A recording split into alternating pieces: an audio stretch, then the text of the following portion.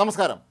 കഴിഞ്ഞ ദിവസം ഉപതെരഞ്ഞെടുപ്പ് ഫലങ്ങൾ കേരളത്തിൽ പുറത്തു വന്നപ്പോൾ യു ഡി എഫിനെയും എൽ ഡി എഫിനെയും സംബന്ധിച്ച് അല്പം ആശ്വസിക്കാവുന്ന വക തന്നെയാണ് ഉണ്ടായിട്ടുള്ളത്.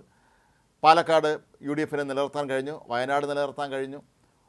ഒപ്പം ചേലക്കരയിൽ എൽ ഡി എഫ് സ്ഥാനാർത്ഥിയുടെ ഭൂരിപക്ഷം പോലും 16 കണക്കിന് കുറയ്ക്കാൻ അവർക്ക് സാധിച്ചു. പക്ഷേ ഇവിടെ ശരിക്കും വെട്ടിലായിരിക്കുന്നത് ബി ജെ പി സംസ്ഥാന നേതൃത്വമാണ്. ബി ജെ പിയുടെ കേരളത്തിലെ എ ക്ലാസ് മണ്ഡലമായ പാലക്കാട് അതിശക്തമായ തിരിച്ചടി തന്നെയാണ് അവിടുത്തെ ബി ജെ പി സ്ഥാനാർത്ഥിക്ക് നേരിടേണ്ടി വന്നത് എന്നുള്ളത് കേന്ദ്ര നേതൃത്വം അതീവ ഗൗരവത്തോടു കൂടി തന്നെയാണ് കാണുന്നത്. കഴിഞ്ഞ ദിവസം 2 സംസ്ഥാനങ്ങളിലെ നിയമസഭാ തെരഞ്ഞെടുപ്പിൻ്റെ ഫലം പുറത്തു വന്നപ്പോൾ മഹാരാഷ്ട്രയിൽ ബി ജെ പിക്ക് നേടാൻ കഴിഞ്ഞത് ചരിത്രപരമായ വിജയം തന്നെയായിരുന്നു. ആ വിജയത്തിൻ്റെ ശോഭ കെടുത്തുന്ന രീതിയിലാണ് കേരളത്തിലുണ്ടായ ഈ ഒരു തെരഞ്ഞെടുപ്പിനേറ്റ തിരിച്ചടി എന്നാണ് പൊതുവെ ബി ജെ പിയിലെ അണികളും വിശ്വസിക്കുന്നത്. 2021 തെരഞ്ഞെടുപ്പ് അപേക്ഷിച്ച് 10,000-ലധികം വോട്ടിൻ്റെ കുറവാണ് ഇക്കുറി ബി ജെ പി സ്ഥാനാർത്ഥിക്ക് ഉണ്ടായിരിക്കുന്നത്. മാത്രമല്ല പല ബൂത്തുകളിലും ബി ജെ പി ഒരുപാട് പിന്നോട്ട് പോയി. തങ്ങളുടെ ശക്തിദുർഗം എന്ന് കരുതിയിരുന്ന പാലക്കാട് മുനിസിപ്പാലിറ്റിയിൽ ബി ജെ പിക്ക് 4,590 വോട്ടുകളുടെ കുറവ് ഉണ്ടായതുമൊക്കെ തന്നെ ബി ജെ പിയിലെ അണികളെയും സംസ്ഥാനത്തെ കെ സുരേന്ദ്രൻ വിരുദ്ധരെയുമൊക്കെ തന്നെ സംസ്ഥാന നേതൃത്വത്തിനെതിരെ പടവാൾ ഉയർത്താൻ പ്രേരണയായി എന്നുള്ളത് 100% ഉറപ്പാണ്.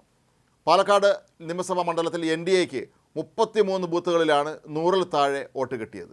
ഇതിൽ 4 ഒറ്റയക്കം മാത്രമാണ്, അതായത് 10-ൽ താഴെയാണ് വോട്ട് ലഭിച്ചത്. പാലക്കാട് നഗരസഭാ പരിധിയിലാണ് എൻ ഡി എക്ക് 13 ബൂത്തുകളിൽ 100-ൽ താഴെ മാത്രം വോട്ട് ലഭിച്ചത്.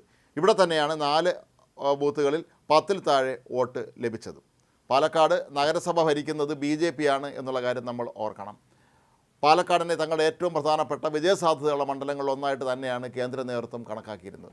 എന്നിട്ടും എന്തുകൊണ്ട് ഇത്തരത്തിലുള്ള ഒരു തിരിച്ചടി ഉണ്ടായി എന്ന് അന്വേഷിക്കുമ്പോഴാണ് ബി ജെ പിക്ക് കേരളത്തിൽ ഇപ്പോഴും ഒരു കാര്യപ്രാപ്തിയുള്ള നേതൃത്വമില്ല എന്ന പരമാർത്ഥം കേന്ദ്ര നേതൃത്വം ഇപ്പോഴും മനസ്സിലാക്കുന്നത്. പക്ഷേ എന്തുകൊണ്ടാണ് സംസ്ഥാന നേതൃത്വത്തിൽ മാറ്റം വരുത്താത്തത് എന്ന് ചോദിക്കുമ്പോൾ ഒരുപക്ഷേ കേരളത്തിലെ ഗ്രൂപ്പ് സമവാക്യങ്ങൾ ഒരു കാലത്ത് കേരളത്തിൽ കോൺഗ്രസിന് നിലനിന്നിരുന്നതിനേക്കാൾ ഭീകരമായ രീതിയിലാണ് കേരളത്തിൽ ബി ജെ പിയിൽ ഇപ്പോൾ ഗ്രൂപ്പ് തമ്മിലടി നടക്കുന്നത് എന്ന് കേന്ദ്ര നേതൃത്വത്തിന് നന്നായിട്ട് അറിയാം. സംസ്ഥാന നേതൃത്വത്തെ നിലവിലുള്ള നേതൃത്വത്തെ മാറ്റിയിട്ട് മറ്റൊരു നേതൃത്വം കൊണ്ടുവന്നാലും ഇതുതന്നെയായിരിക്കും സംഭവിക്കുക എന്ന് അവർക്ക് വളരെ കൃത്യമായി അറിയുകയും ചെയ്യാം.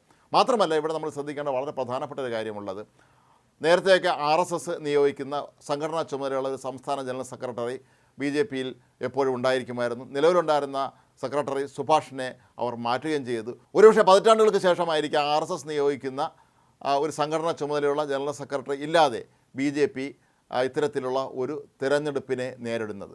RSS പാലക്കാട് അതിശക്തമായ തോതിൽ തന്നെയാണ് പ്രവർത്തനം നടത്തുന്നതൊക്കെ മാധ്യമങ്ങൾ വാർത്തകൾ പുറത്തുവിട്ടിരുന്നുവെങ്കിലും അത് എത്രത്തോളം സംഭവിച്ചു എന്ന് ഇനിയും മനസ്സിലാക്കാൻ കഴിഞ്ഞിട്ടില്ല. ഒന്ന്. മറ്റൊന്ന്, ബി ജെ പിയുടെ സംസ്ഥാന അധ്യക്ഷൻ കെ സുരേന്ദ്രൻ നേരിട്ടാണ് പാലക്കാട്ട് ക്യാമ്പ് ചെയ്ത് അവിടെ തെരഞ്ഞെടുപ്പിന് നേതൃത്വം വഹിച്ചത് എന്നുള്ളത്. കേരളത്തിൽ ഉപതെരഞ്ഞെടുപ്പ് നടന്ന മറ്റൊരു നിയമസഭാ മണ്ഡലമായ ചേലക്കരയിൽ ബി ജെ പി സ്ഥാനാർത്ഥിക്ക് വൻതോതിൽ വോട്ട് കൂടിയതും ഈ ഒരു അവസരത്തിൽ ചിന്തിക്കേണ്ടതാണ്. ഏറെ ജനകീയനായ ഒരാളാണ് അവിടുത്തെ ബി ജെ പി സ്ഥാനാർത്ഥി എന്നുള്ളത് തന്നെയായിരുന്നു വോട്ട് അദ്ദേഹം അത്രയും നേടിയെടുക്കാനുള്ള കാരണങ്ങളിൽ ഒന്ന്. പക്ഷേ ബി ജെ പിയെ സംബന്ധിച്ച് സംസ്ഥാന നേതൃത്വത്തിൻ്റെ നിലപാടുകളിൽ എപ്പോഴും സംഭവിക്കാറുള്ളത് വിജയസാധ്യതയുള്ള സ്ഥാനാർത്ഥിയെ പ്രഖ്യാപിക്കുക എന്നുള്ളതാണ്. തങ്ങൾക്ക് താല്പര്യമുള്ള ആളുകളെ മാത്രം സ്ഥാനാർത്ഥിയാക്കുന്ന ഈ രീതി തന്നെയാണ് ഇപ്പോൾ പാർട്ടിക്ക് തിരിച്ചടിയായിരിക്കുന്നത് എന്നാണ് പാർട്ടിയിലെ വലിയൊരു വിഭാഗം അണികൾ കരുതുന്നത്. പാലക്കാട്ടെ ബി ജെ പിയുടെ തോൽവിയെക്കുറിച്ച് പ്രതികരിക്കുന്നതിൽ നിന്നും മുൻ കേന്ദ്രമന്ത്രി കൂടിയായ വി മുരളീധരനും ഒഴിഞ്ഞു മാറിയിരുന്നു. താൻ മഹാരാഷ്ട്രയിലായിരുന്നാൽ ഇവിടുത്തെ കാര്യങ്ങളൊന്നും അറിയില്ലെന്നും എല്ലാ സംസ്ഥാന പ്രസിഡന്റ് കെ സുരേന്ദ്രൻ പറയുമെന്നുമായിരുന്നു മാധ്യമപ്രവർത്തകരോട് അദ്ദേഹം മറുപടി നൽകിയത്. ഇതിൽ നിന്ന് മനസ്സിലാക്കേണ്ടുന്ന ഒരു പ്രധാനപ്പെട്ട കാര്യം, ഈ തിരഞ്ഞെടുപ്പ് പരാജയത്തിൻ്റെ പൂർണ്ണമായ ഉത്തരവാദിത്തം സംസ്ഥാന അധ്യക്ഷൻ കെ സുരേന്ദ്രനും അദ്ദേഹത്തിൻ്റെ വിശ്വസ്തർക്കും മാത്രമായിരിക്കുമെന്നുള്ളതാണ്.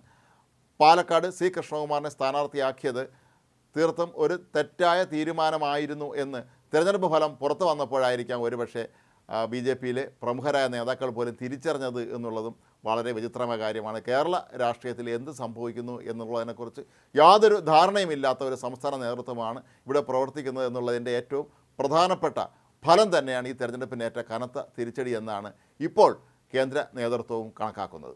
ഇനിയിപ്പോൾ ബി ജെ പിയിൽ സംഭവിക്കാൻ പോകുന്നത് ഈ തെരഞ്ഞെടുപ്പ് പരാജയത്തിൻ്റെ ഉത്തരവാദിത്തം ആരുടെ തലയിൽ കെട്ടിവയ്ക്കും എന്നുള്ളതാണ്. സംസ്ഥാന നേതൃത്വം അവരുടെ എതിർവിഭാഗങ്ങളിൽപ്പെട്ട നേതാക്കന്മാരുടെ തലയിലായിരിക്കും ഈ പരാജയത്തിൻ്റെ ഉത്തരവാദിത്തം കെട്ടിവയ്ക്കാൻ ശ്രമിക്കുക. ഇപ്പോൾ തന്നെ കെ സുരേന്ദ്രൻ വിരുദ്ധ പക്ഷത്തുള്ള പല നേതാക്കളുടെയും പേര് സമൂഹ മാധ്യമങ്ങളിലൂടെ തന്നെ ഇവർ പ്രചരിപ്പിക്കണം. അവർ പരാജയപ്പെടുത്താൻ ശ്രമിച്ചു, വോട്ട് മറിച്ചു എന്നൊക്കെ ആരോപണങ്ങൾ ഉന്നയിക്കുന്നുണ്ട്. ഇതൊക്കെ തന്നെ ഒരുപക്ഷെ മുൻകൂർ ജാമ്യമെടുക്കാനുള്ള തയ്യാറെടുപ്പിൻ്റെ ഭാഗമായിട്ടായിരിക്കാം ഇത് ചെയ്യുന്നത്.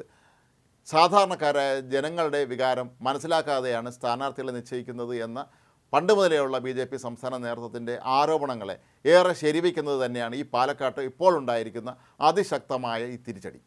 BJP ഉൾപ്പെടുന്ന NDA സഖ്യത്തിൻ്റെ വൈസ് ചെയർമാൻ വിഷ്ണുപുരം ചന്ദ്രശേഖരനും ഒക്കെ തന്നെ ഇന്നലെ BJP നേതൃത്വത്തിനെതിരെ അതിശക്തമായ തോതിലുള്ള വിമർശനവുമായി രംഗത്ത് വന്നതൊക്കെ തന്നെ ഭാവിയിൽ കേരളത്തിലെ NDAയിൽ ഒരുപക്ഷെ വലിയ മാറ്റങ്ങൾക്ക് തന്നെ വഴിവെക്കാനുള്ള സാധ്യതയും തള്ളിക്കളയാൻ കഴിയുകയില്ല. ഏതായാലും BJPയുടെ സംസ്ഥാന നേതൃത്വം ഇപ്പോൾ പ്രതിക്കൂട്ടിൽ തന്നെയാണ് നിൽക്കുന്നത്. ഈ കനത്ത തിരിച്ചടിക്ക്, അതായത് തങ്ങളുടെ A ക്ലാസ് മണ്ഡലത്തിലുണ്ടായി ഈ അപമാനകരമായ തിരിച്ചടിക്ക് അവർ തന്നെയായിരിക്കും ആത്യന്തികമായി ഉത്തരം പറയേണ്ടി വരിക.